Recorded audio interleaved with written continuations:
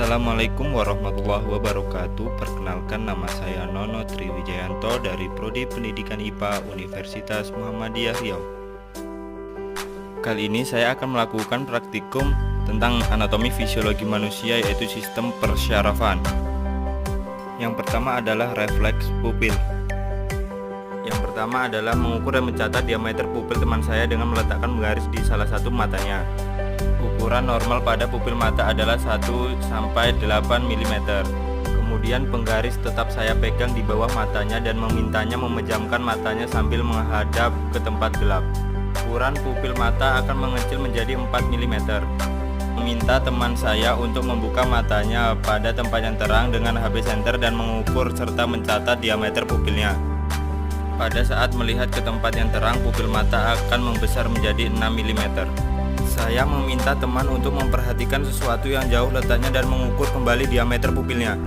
Pupil mata berukuran menjadi 5 mm. Kemudian meminta teman untuk melihat wajah saya dan mengukur diameter pupilnya. Ukuran pupil menjadi 2 mm. Yang kedua adalah kepekaan terhadap sentuhan. Meminta teman saya untuk duduk dengan mata terpejam lalu menyentuhkan 2 tusuk gigi secara bersamaan pada bagian ventral dari lengan bawahnya yang berjarak 3 cm. Kemudian saya bertanya apakah dia merasakan 1 titik atau 2 titik. Apabila dia merasakan 2 titik, maka saya memperkecil jaraknya dan mencatat jarak terpendek tersebut. Telapak tangan bagian dorsal jarak terpendek 2 titiknya adalah 0,8 cm.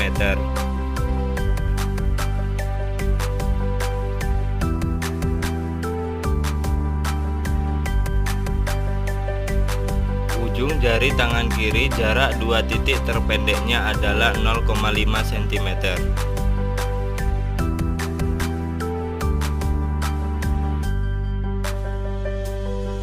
Yang ketiga adalah ujung jari tangan kanan sama dengan tangan kiri. Ukuran terpendeknya adalah 0,5 cm. Selanjutnya adalah pada dahi. Jarak 2 titik terpendeknya adalah 0,2 cm.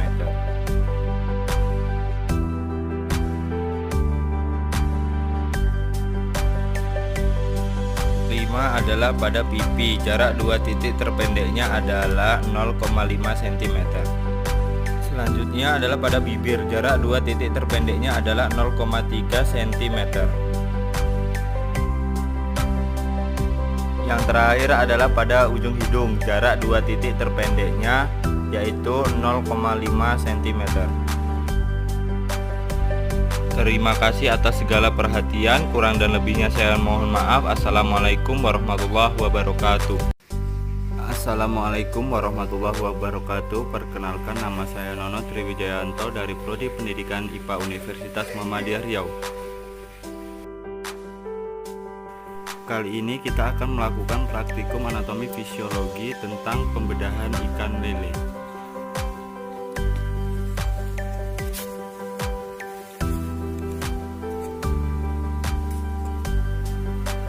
Kita harus berhati-hati agar organ dalamnya tidak rusak.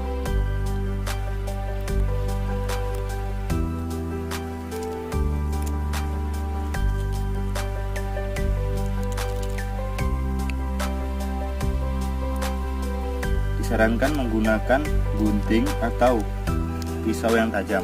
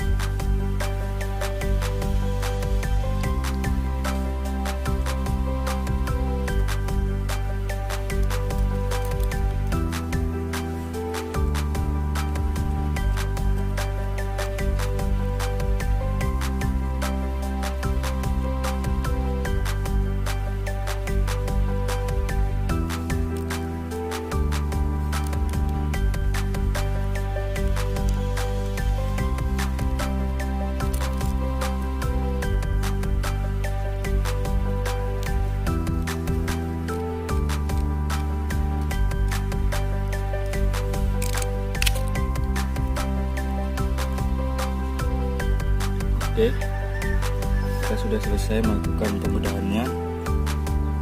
Dilakukan dengan tidak merusak bagian dalam supaya kita dapat mengamati bagian dalam dari organ-organ ikan lele ini.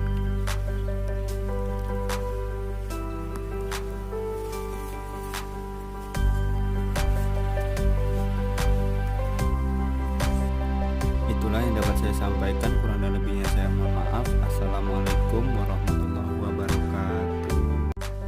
Assalamualaikum warahmatullahi wabarakatuh. Perkenalkan, nama saya Nono Triwijayanto dari Prodi Pendidikan IPA Universitas Muhammadiyah Riau. Pada kesempatan kali ini kita akan melakukan praktikum panca indera tentang indera perasa. Alat dan bahan yang kita gunakan adalah larutan kopi, larutan gula, garam, dan jeruk. Baik, kita akan menutup mata dari agent kita. Tutup mata.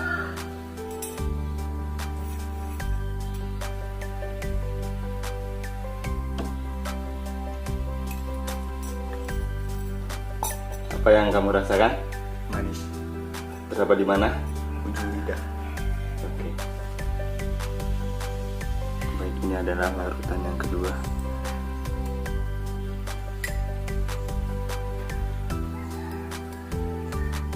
Apa yang kamu rasakan? Asin. Terdapat di mana? Di ujung lidah. Oke. Selanjutnya adalah larutan ketiga.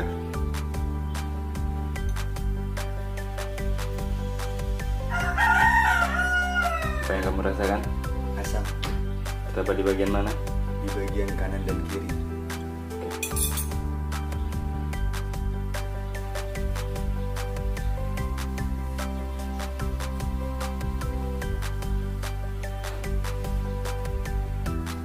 Apa yang kamu rasakan? Pahit. Terdapat di bagian mana? Di pangkal lidah. Dari praktikum yang telah kita lakukan, kita memperoleh hasil gula terasa manis terletak di ujung lidah, garam terasa asin terletak di ujung lidah, jeruk terasa asam terletak di bagian kanan dan kiri lidah, dan kopi terasa pahit terletak di bagian pangkal lidah.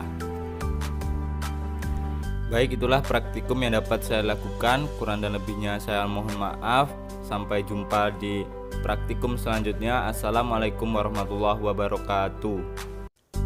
Assalamualaikum warahmatullahi wabarakatuh. Perkenalkan, nama saya Nono Triwijayanto dari Prodi Pendidikan IPA Universitas Muhammadiyah Riau. Baik, pada kesempatan kali ini kita akan melakukan praktikum tentang panca indera, yaitu indera pembau. Baik, kita akan melakukan praktikum tentang panca indera, yaitu indera pembau atau penciuman. Kita meminta teman kita untuk mencium atau membau dari bahan yang kita sediakan.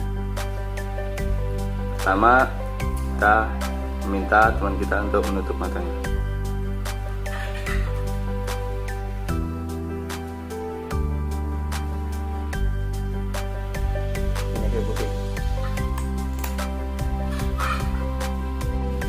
Selanjutnya adalah ini.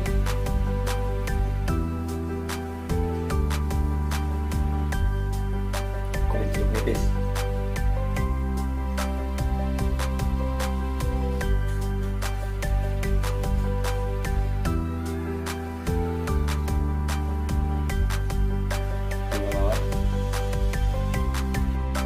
Dari praktikum yang kita lakukan, kita memperoleh hasil minyak kayu putih tercium dalam waktu 4 detik, kulit jeruk nipis 3 detik, dan bunga mawar 8 detik.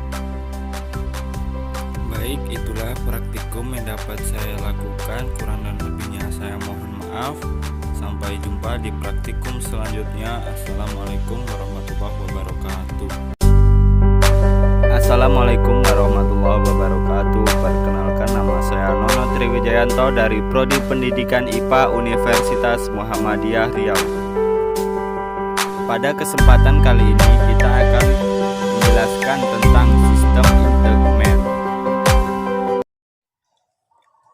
Sistem integumen adalah sistem organ yang membedakan, memisahkan, melindungi, dan menginformasikan hewan terhadap lingkungan sekitarnya. Sistem ini seringkali merupakan bagian sistem organ yang terbesar yang mencakup kulit, rambut, bulu, sisik, kuku, kelenjar keringat, dan produknya. Pada kesempatan kali ini kita akan menjelaskan tentang kulit dan bagiannya. Kulit kita adalah persoalan besar secara harfiah. Kulit adalah organ tubuh yang paling besar dan salah satu yang paling rumit. Ia memiliki banyak peran dalam memelihara kehidupan dan kesehatan, tapi juga memiliki banyak potensi masalah, lebih kurang dari 3.000 kemungkinan kelainan kulit. Struktur kulit.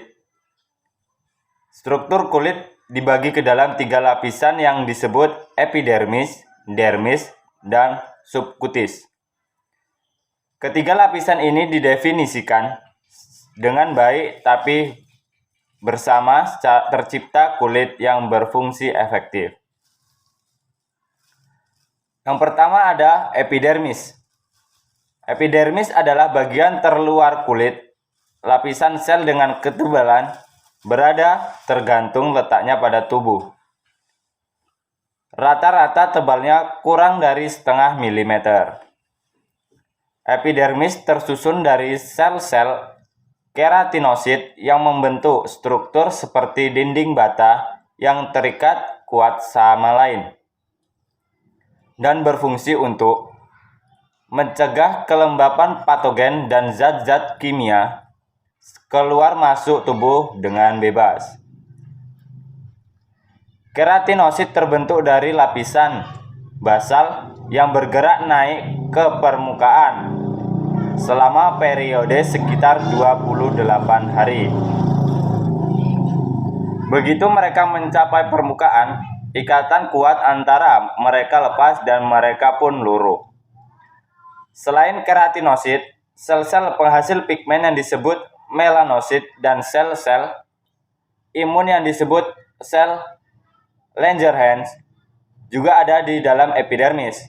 Melanosit menempati membran basal di dasar epidermis dan memproduksi pigmen yang dikenal sebagai melanin, baik secara bawaan atau memberi warna asli kulit dan sebagai respon terhadap paparan sinar UV atau memberi kulit warna yang terjemur matahari.